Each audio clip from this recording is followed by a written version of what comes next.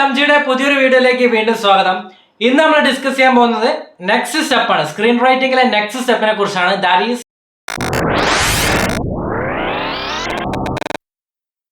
Cinema എന്ന് പറയുന്നത് നമുക്കറിയാം ചലിക്കുന്ന ചിത്രമാണ്. അതായത് സിനിമയുടെ ഏറ്റവും ബേസിക് ആയിട്ടുള്ള ഐഡിയ എന്ന് പറയുന്നത് പിക്ചേഴ്സ് ആണ്.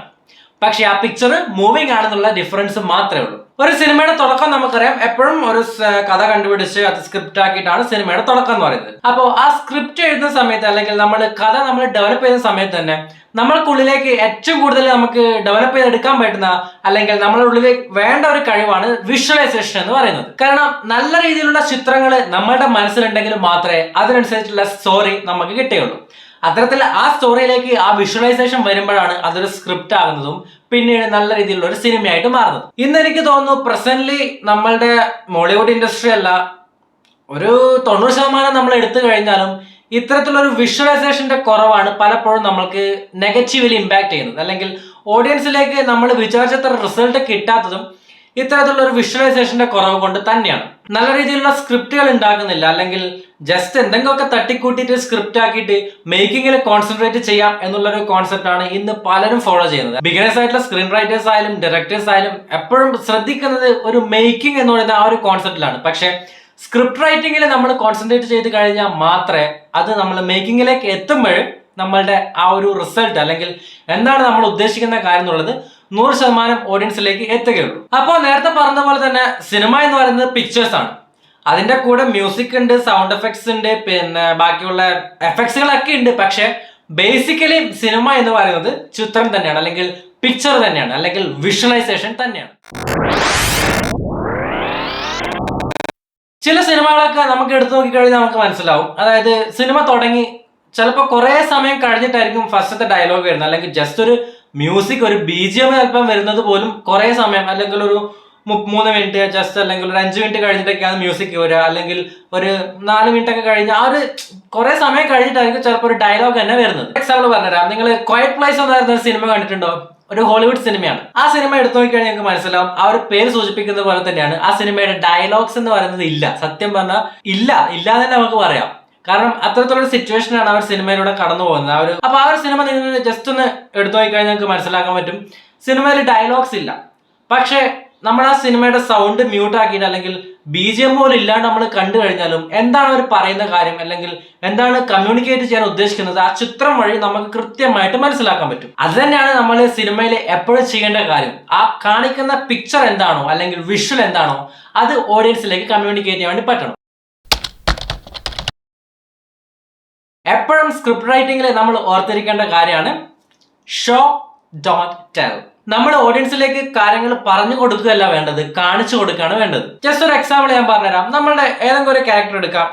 ജസ്റ്റ് ഒരാള് ഒരു റൂമിൽ, ഒരു ഇടുങ്ങിയ റൂം, ആ ഇടുങ്ങിയ റൂമിന്റെ ഒരു മൂലക്ക് അയാൾ ഹെൽപ്ലെസ് ആയിട്ട് ഇരിക്കുകയാണ്. അതായത് വേറെ ആരുമില്ല, റൂമിൽ ഒറ്റക്ക് ആ ഒരു മൂലക്ക് അയാൾക്ക് എന്തോ പ്രശ്നമുണ്ട്. അയാൾ മെന്റലി എന്താണ്, ജസ്റ്റ് ചിലപ്പോൾ ഒരു ഡിപ്രഷൻ ആയിരിക്കാം, വേറെ എന്തോ ഒരു മെന്റൽ സ്റ്റേറ്റിലൂടെ കടന്നു പോവുകയാണ്. അപ്പോൾ ആ റൂമിൽ വേറെ ആരുമില്ല, അയാൾക്ക് ഉള്ളിലുള്ള മെന്റൽ സ്റ്റേറ്റ് എന്ന് പറഞ്ഞ ഇതാണ്. അയാൾ അത്രയും ഡിപ്രഷനാണ്, അല്ലെങ്കിൽ അത്രയും ആംഗ്രി ആണ്. ജസ്റ്റ് ഇങ്ങനെ ഒരു സിറ്റുവേഷൻ നിങ്ങളൊന്ന് മൈൻഡിൽ കാണാം. ഇനി നമ്മൾ ഷൂട്ട് ചെയ്യുന്ന സമയത്ത്, അല്ലെങ്കിൽ ഷൂട്ട് ചെയ്തു സിനിമയാക്കി ഓഡിയൻസിലേക്ക് കാണിക്കുകയാണ്, തിയേറ്ററിൽ നമ്മൾ കാണിച്ചുകൊണ്ട് ഈ ഒരു സീൻ ഇങ്ങനെ കാണിച്ചുകൊണ്ടിരിക്കുകയാണ്. ആ സീന് വരുന്ന സമയത്ത് നമുക്ക് അവിടെ സ്ക്രീനിൽ ഇങ്ങനെ എഴുതി കാണിക്കാൻ പറ്റുമോ, ഇപ്പോൾ അയാൾ ഹെൽപ്ലെസ് ആണ്, അയാളുടെ മെന്റൽ സ്റ്റേറ്റ് എന്ന് പറയുന്നത് അയാൾ ഒരു ഡിപ്രസ്ഡ് ആയിട്ടുള്ള മെന്റൽ സ്റ്റേറ്റിലാണ് നിൽക്കുന്നത് എന്ന് നമുക്ക് അവിടെ എഴുതി കാണിക്കാൻ പറ്റുമോ? ഇല്ലല്ലോ. അത് നമ്മൾ കാണിക്കുന്ന വിഷ്വൽ വഴി ഓഡിയൻസിന് മനസ്സിലാവണം. അല്ലെങ്കിൽ നമ്മൾ ഏത് രീതിയിൽ ക്യാമറ വെക്കണം, ഏത് ലെൻസ്, ഏത് രീതിയിൽ ഫ്രെയിം ചെയ്യണം, എങ്ങനെ ഫ്രെയിം ചെയ്ത് കഴിഞ്ഞാൽ ആ ഒരു ഇമോഷൻ ഓഡിയൻസിലേക്ക് എത്തും. ഇതാണ് നമ്മൾ മെയിൻ ആയിട്ട് മനസ്സിലാക്കേണ്ടത്. സിംപിളി പറഞ്ഞാൽ ഇത് തന്നെയാണ് ഒരു സിനിമ ഡയറക്ഷൻ എന്ന് പറയുന്നത്. അതായത് നമ്മൾ എഴുതി വെച്ചിട്ടുള്ള കാര്യങ്ങൾ ഓഡിയൻസിലേക്ക് പിക്ചർ വഴി കൃത്യമായിട്ടുള്ള ഇമോഷൻസിലൂടെ കൺവേ ചെയ്ത് കൊടുക്കാൻ വേണ്ടി പറ്റണം. ചില വിഷ്വൽസ് നമ്മൾ എടുത്തു കഴിഞ്ഞാൽ നമ്മൾ എന്താണോ കാണിക്കുന്നത് അത് മാത്രമേ അത്ര ഉണ്ടാവും. അതായത് ജസ്റ്റ് ഒരു ഫ്ലാറ്റ് ആയിരിക്കും. നമ്മൾ ഇന്നൊരു സംഭവം കാണിക്കുന്നു, ഓക്കെ, അത്രേ ഉള്ളൂ അതിന്റെ മീനിങ്.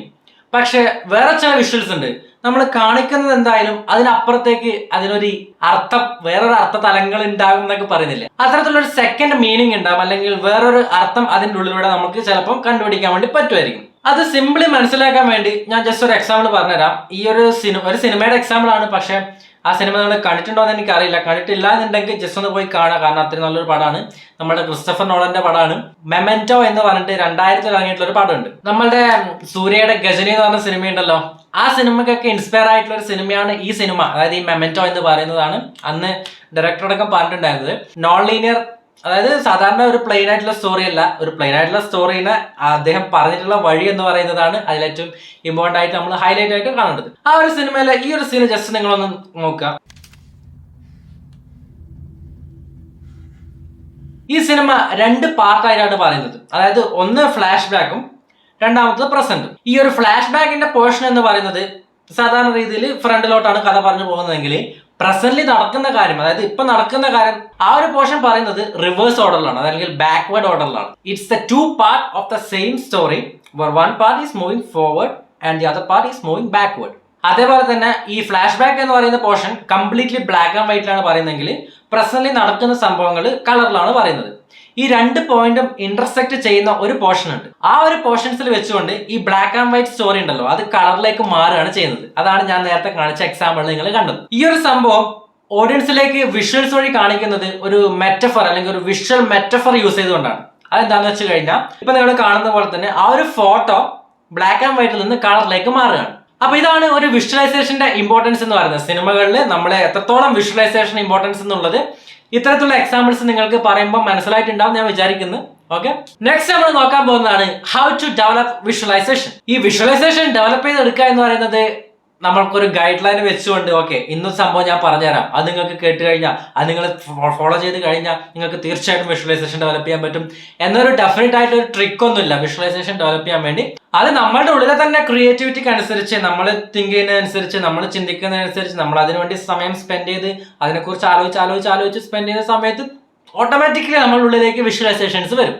പക്ഷേ ഞാൻ എപ്പോഴും പറയുന്നത് പോലെ തന്നെ ഒരു 90% നമ്മളുടെ സ്കില്ലാണെങ്കിൽ ബാക്കി 10% നമുക്ക് പുറത്തുനിന്ന് ഡെവലപ്പ് ചെയ്തെടുക്കാൻ പറ്റുന്ന സംഭവമാണ്. അതേപോലെ തന്നെ ഈ വിഷ്വലൈസേഷനെ ഷേപ്പ് ചെയ്യാൻ വേണ്ടി ജസ്റ്റ് ഒന്ന് നമുക്ക് ഓക്കെ ഉള്ളത് ഇത്രയാണ്, അതൊന്ന് ഇത്ര ആക്കണം എന്നുണ്ടെങ്കിൽ നമുക്ക് ഫോളോ ചെയ്യാൻ പറ്റുന്ന ചെറിയ ചെറിയ ടിപ്സുകളുണ്ട്. അതിൽ ഏറ്റവും ഇമ്പോർട്ടന്റ് ആയിട്ട് നമ്മളെ സഹായിക്കുന്ന ഒരേ ഒരു സംഭവമേ ഉള്ളൂ, പെയിന്റിങ്സ്. സിനിമകളിൽ നിന്ന് നമ്മൾ പെയിന്റിങ്സിലേക്ക് പോകുന്ന സമയത്ത് എന്താണ് അത് തമ്മിലുള്ള ഡിഫറൻസ് നിങ്ങൾ ആലോചിച്ചിട്ടുണ്ടോ? ഒരു ആർട്ടിസ്റ്റ് അല്ലെങ്കിൽ ഒരു പെയിന്റർ ഒരു ചിത്രം വരയ്ക്കുന്ന സമയത്ത് അയാൾ പറയാൻ ഉദ്ദേശിക്കുന്ന ഒരു കഥയുണ്ടാവും. ആ ഒരു കഥയാണ് അല്ലെങ്കിൽ ആ ഒരു ഇമോഷനാണ് ആ ഒരു ഫ്രെയിമിലൂടെ ആ ഒരു പെയിന്റിങ്ങിലൂടെ അയാൾ പറയാൻ ഉദ്ദേശിക്കുന്നത്. ഇതേ സംഭവം തന്നെയാണല്ലോ നമ്മൾ ഫിലിമിന് ചെയ്യുന്നത്. ഒരു ഫിലിം മേക്കർ ഒരു കഥ കിട്ടിക്കഴിഞ്ഞാൽ ആ കഥ വിഷ്വൽസ് വഴി അല്ലെങ്കിൽ ചിത്രങ്ങൾ വഴി, ചലനചിത്രങ്ങൾ വഴി എന്ത് ചെയ്യുന്നു കാണിക്കുകയാണ് ചെയ്യുന്നത്. പക്ഷെ ഒരു ഫിലിം മേക്കറിനെ സംബന്ധിച്ചിടത്തോളം ഒരു അഡ്വാൻറ്റേജ് എന്ന് പറയുന്നത് ഒരു 2 മണിക്കൂർ പറയേണ്ട ഒരു കഥയുണ്ട്. ആ 2 മണിക്കൂർ പറയേണ്ട കഥ നമുക്ക് പല രീതിയിലുള്ള ഷോട്ടുകൾ വഴി, പല രീതിയിലുള്ള ഫ്രെയിംസുകൾ വഴി, പല രീതിയിലുള്ള എഫക്ട്സുകൾ എല്ലാം യൂസ് ചെയ്തുകൊണ്ട് നമുക്ക് പറയാൻ പറ്റും. പക്ഷെ ഒരു പെയിന്റിങ്സിലേക്ക് നമ്മൾ പോകുന്ന സമയത്ത് ഒരൊറ്റ ഫ്രെയിം വഴി അല്ലെങ്കിൽ ജസ്റ്റ് ഒരു വരച്ചു വെച്ചൊരു ചിത്രം, ആ ഒരൊറ്റ ചിത്രമേ ഉള്ളൂ.